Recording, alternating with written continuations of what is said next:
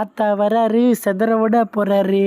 அட, நம்ம இந்தியன் தாத்தா இல்லைங்க, நம்மளோட ரட்டன் தாத்தா. நம்ம பிஎஸ்என்எலுக்காக நம்ம ரட்டன் தாத்தா பார்த்தீங்கன்னா ஸ்பான்சர் பண்ணுறேன் அப்படின்னு வந்து சொல்லியிருக்காரு. நம்மளோட ரட்டன் தாத்தா பார்த்தீங்கன்னா பல வருஷத்துக்கு முன்னாடி இருந்த டாடா டொக்கோமோக்கும் வந்து ஸ்பான்சர் வந்து பண்ணியிருக்காரு.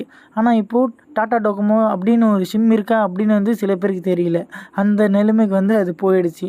இப்போது நம்ம ரீசெண்டாக இருக்கிற இப்போ 4 கம்பெனி தான் வந்து ஹையஸ்ட்டாக இருக்குது. ஓகேங்களா. முதல்ல பார்த்தீங்கன்னா ஜியோ, ஏர்டெல், அப்புறமா வோடாஃபோன், அப்புறமா பிஎஸ்என்எல் வந்து இப்போ கீழே இருக்குது. ஓகேங்களா.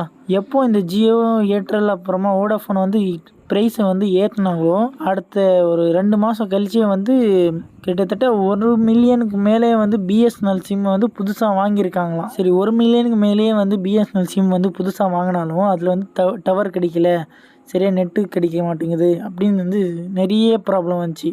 அந்த டைமில் தான் நம்ம தலைவன் வந்து இறங்கினார், ரட்டன் டாட்டா. இப்போது நம்ம ரட்டன்